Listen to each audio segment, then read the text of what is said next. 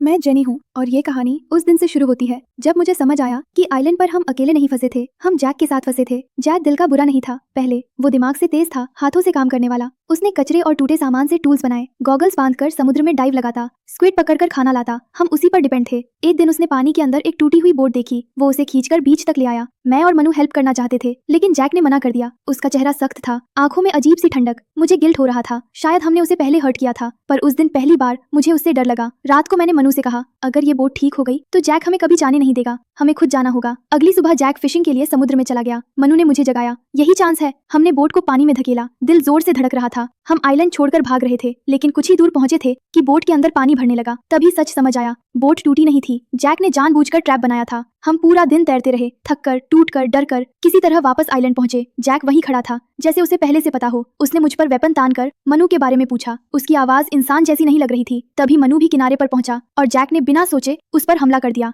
मैंने चिल्लाकर रोकने की कोशिश की, पर उस दिन जैक सुन नहीं रहा था, वो बस मारना चाहता था। मनु ने बचाव किया। हम जंगल की तरफ भागे, कुछ देर के लिए हम छुप गए, लेकिन जैक हमें ढूंढता हुआ अंदर आ गया। उसे पता था हम कहाँ हैं। फिर फाइट शुरू हुई, चीखें, भागना, पत्थर, हथियार, और फिर एक गलती। मनु बीमार था, कमजोर था, लड़ते हुए वो गिरा सीधा जैक के पास पड़े वेपन पर। मैंने उसकी आंखों से जिंदगी जाते देखी। उस दिन मैं अकेली रह गई, जैक के साथ, उसी आइलैंड पर जहां अब सिर्फ डर था। दिन बीतते गए, मैं बस जिंदा थी, जी नहीं रही थी। फिर एक दिन बीच पर बैठी थी, तभी दूर एक फिशिंग बोट दिखी। मैंने हिम्मत जुटाई, मदद के लिए दौड़ी। उन्होंने मुझे उठा लिया, लेकिन जाते समय मैंने जैक के बारे में कुछ नहीं बताया। मैंने उनका ध्यान भटका दिया। समुद्र में जैक ने बोट देख ली थी, वो चिल्ला रहा था, लेकिन इस बार किसी ने उसकी आवाज नहीं सुनी। मैंने आखिरी बार उसे दूर होते देखा और पहली बार मेरे चेहरे पर मुस्कान आई, क्योंकि उस दिन आइलैंड से सिर्फ मैं नहीं निकली थी, मैं उसके डर से आजाद होकर निकली थी।